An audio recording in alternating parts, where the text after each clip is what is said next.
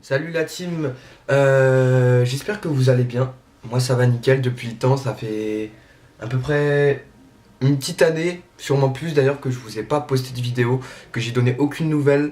Et c'était pour pas mal de raisons, j'avais plus le temps, vraiment plus du tout le temps de le faire. D'ailleurs depuis le temps que je vous ai pas fait de vidéo, j'ai acquis qu'une seule nouvelle réplique et j'avais lâché un peu le pied au Airsoft. Mais maintenant que j'ai plus de disponibilité, je reprends. Voilà, simplement. Donc, j'ai regardé. Il y a eu j'ai pris énormément d'audience pendant l'année où j'ai arrêté. Parce qu'au début, j'avais été très productif. Et du coup, ce qui fait que bah, ça marchait pas forcément bien parce que j'étais pas encore connu. Connu, on va dire. Mais là, maintenant que j'ai plus d'audience, j'ai triplé mon audience comparé à avant. Parce que du coup, plus je monte en audience, plus c'est visionné, ce qui est logique. Et voilà, bon. Alors du coup, aujourd'hui je vais vous présenter cet unboxing là de ma nouvelle réplique. Donc c'est un PA, une réplique de points. Mais avant de ça, je vais vous parler du coup de comment je vais m'organiser pour reprendre les vidéos. Alors déjà, à propos de cette vidéo, dans les commentaires vous avez marqué si vous voulez participer à l'ancien concours de la vidéo précédente parce que il s'est passé un an entre les deux. Ce qui fait que je sais pas si tous les gens qu'on avait dit qui participaient sont encore disponibles. Du coup, je vais refaire un tirage au sort. Et si vous voulez, vous mettez dans les commentaires de cette vidéo que vous participez. Comme ça, je tirerai au sort un vainqueur et je ferai la vidéo comme je vous l'avais promis. Donc, je vous mettrai le lien de la vidéo précédente dans la description de cette vidéo. Vraiment, n'hésitez pas à les regarder. Je pense que ça peut plaire à pas mal d'autres personnes qui, ça se trouve, font des vidéos. Bah voilà, sinon pour le reste, je devais faire le test de tir de cette réplique après l'unboxing, mais vu que j'ai un problème dessus, il faut que je fasse quelques réparations. Je pourrais pas vous faire le test de tir tout de suite, mais j'ai le test de tir de mon sniper à faire, surtout que je l'ai upgrade depuis le temps. Donc voilà. Mon trêve de blabla, on va maintenant passer à l'unboxing donc de mon nouveau PA, le L1911. Donc je vais un peu vous montrer la réplique avant de vous présenter les caractéristiques, etc.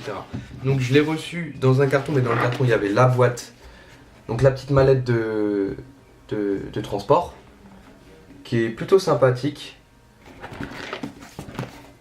Hop. Mais ça vient du coup Made in China, voilà, donc c'est du Made in China. Vous comprendrez par la suite pourquoi j'ai eu quelques petits problèmes sur cette réplique.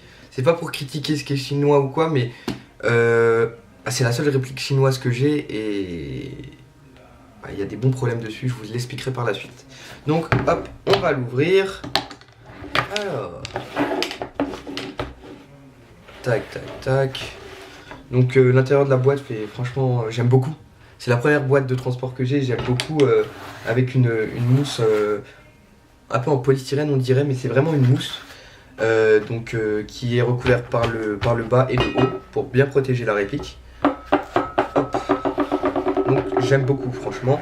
On va passer, je vais vous montrer la réplique en toute première. Donc le M1911 de la marque Bell. Donc c'est un gaz blowback. C'est un gaz blowback, donc culasse mobile. Donc par la suite je vais mettre du gaz dedans et je vais vous montrer sans billes bien sûr puisque je suis chez moi. Je vais vous montrer un peu la détente de cette réplique. Donc j'ai ma petite fiche à côté hein, avec toutes les informations parce que depuis le temps je suis rouillé. Hop. Donc le chargeur de... Combien de coups j'avais marqué? Chargeur 15 billes, excusez-moi, hein. Franchement excusez-moi. Donc un chargeur de 15 billes. Mais je vais revenir sur les caractéristiques et tout après, je m'y prends mal dans les étapes là. Donc dans la boîte, voilà le contenu de la boîte, je vais commencer par ça. Du coup bah la réplique. Avec le chargeur à 15 coups, donc il y a une capacité de 15 billes dans le chargeur. Où l'injection de gaz se fait ici. Ouais, ici, elle se fait ici. Et donc voilà, l'injection de gaz ici. Ici c'est une vis pour démonter le chargeur. Donc après le chargeur full métal. Hop, voilà. On a aussi dans la boîte la tige de débourrage, bien sûr, pour le canon. On a des joints de rechange pour le chargeur à gaz. Et on a un nozzle de rechange aussi. Donc hop, quelques petites pièces pour changer à l'intérieur, ça fait toujours plaisir. Parce que généralement dans les répliques et dans les cartons, on a juste la tige de débourrage, un bibi loader de temps en temps, un petit peu de billes et la réplique. Donc ça fait plaisir d'avoir un peu d'équipement supplémentaire si besoin. Donc tac, je vais vous sortir la réplique et maintenant on va parler de cette fameuse réplique. Donc ce fameux L1911 de la marque Bell. Alors on va commencer par l'externe. Donc culasse en plastique, grippe en vrai bois, donc c'est pas une imitation bois en ABS, c'est du bois. Corps principal en métal, gâchette en métal et chien en métal. Donc au niveau définition, il est vraiment très joli. Par contre sur ça, vous pouvez le voir, il a vraiment des jolies finitions. C'est une très belle réplique. Enfin, pour le peu de répliques que j'ai, vraiment, c'est une de mes préférées. Malheureusement, niveau performance, on en reparlera après. Tac, et dessus, donc il y a un numéro de série. Ici, je sais pas si vous le voyez. Voilà. Donc, j'ai pas regardé si c'est un authentique ou si c'est juste de la déco, simplement. Faudra que je regarde par la suite. Hop. Donc maintenant, cette fameuse réplique. Donc elle pèse à peu près entre 800 grammes et 1 kg. Je l'ai pesé tout à l'heure et c'était 800, voilà, 890. Au niveau des FPS à la 0,20, c'est aux alentours de... Ça varie entre 270 et 300.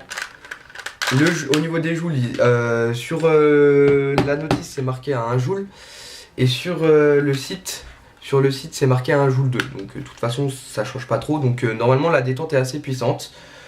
Les matériaux à l'intérieur, alors l'intérieur est vraiment très décevant. Donc tout l'intérieur est presque en plastique, ce qui fait que à l'intérieur je vais essayer de vous montrer. À l'intérieur, j'ai une pièce qui a cassé et qui empêche justement la bille de pouvoir monter au canon, donc sortir du chargeur pour monter au canon. Donc même si le coup part, la bille roule et tombe de la réplique simplement. Donc tac, voilà, donc, je vais vous montrer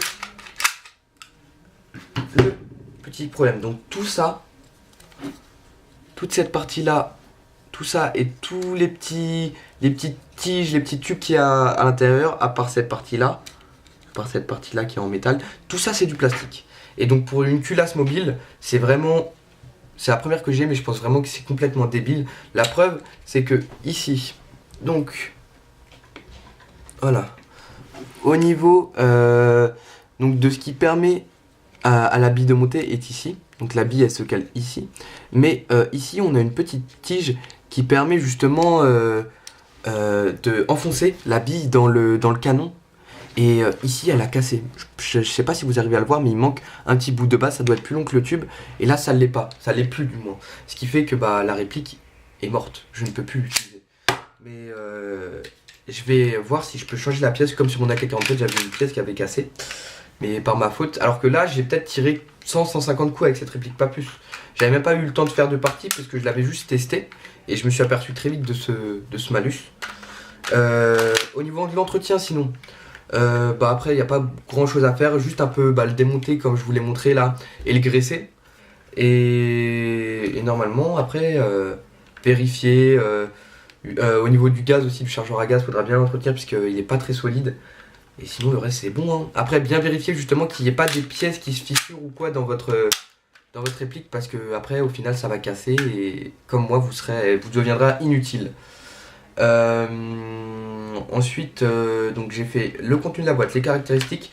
Donc on va passer à mes avis. Donc mes avis, on va commencer bien sûr par le positif parce que sinon c'est pas drôle. Mais donc bonne détente. Beaucoup de style, vraiment je trouve, comme je vous l'ai dit au début de la vidéo, il a un sacré style. Et bonne prise en main, il est très confortable, il pèse son poids, mais franchement il est assez facile à prendre en main. Et je suis hyper à l'aise malgré le grip en bois, c'est la première fois aussi que j'ai un vrai grip en bois sur un PA. Ce qui fait que je suis pas habitué, mais j'ai aucun problème, c'est assez simple et c'est même très sympa à utiliser. Et l'organe de visée, bah après c'est un organe de visée classique au M1911. Donc pas très performant mais suffisant pour un PA. Surtout pour de la CQB. C'est un PA je pense qui serait largement plus utile pour faire de la CQB que pour d'extérieur. Donc je vais vous mettre un peu de gaz dans le chargeur pour pouvoir vous montrer la détente de la réplique. Donc bien sûr comme je vous l'ai dit tout à l'heure il n'y a pas de bille dedans dans le chargeur. Le chargeur est vide et la réplique aussi. Parce que des fois les billes elles peuvent se coincer dans le canon. Donc non, il n'y a aucune bille là-dedans. Donc on va mettre un peu de gaz.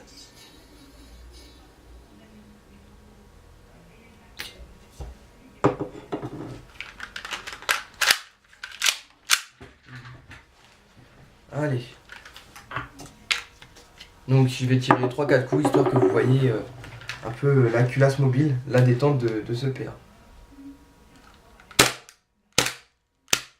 Voilà, j'ai pu tirer qu'un coup. Donc je vais vous remettre un peu de gaz. Donc ça sera dans les points négatifs, mais il y a un problème de fuite de gaz au niveau du chargeur qui est assez intense. Et j'y reviendrai juste après dessus. Donc, on recommence. Vous voyez, je peux tirer encore que 2 coups.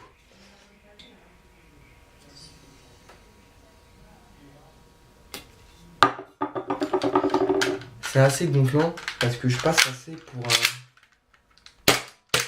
Voilà, 2 coups. Je pense que je passe pour quelqu'un de pas forcément très doué, mais je vous assure que quand je vais vous expliquer les problèmes qu'il y a dessus, vous comprendrez mieux ce problème de gaz. Donc j'en ai fini avec les points positifs, donc j'en ai relevé que 3. Vous voyez, généralement sur une réplique j'en trouve beaucoup plus. Mais celle-là, à part le côté visible de la réplique, donc le côté aspect, qui est super, franchement, où je suis fan, le reste est vraiment assez déplorable. Au début, les premières fois où je l'ai eu en main et que j'ai fait les premiers tirs avec, satisfaction énorme, pas forcément attention performance, mais les sensations étaient là. Mais par exemple, la bille à 10 mètres, elle dévie totalement. Dans l'extérieur, pourtant, il y a un... Dedans, il y a un hop-up réglable.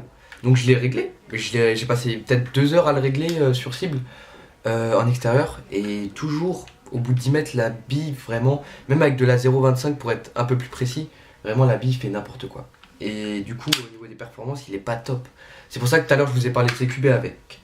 Et en plus de ça, dans le chargeur, donc va falloir que je change le joint.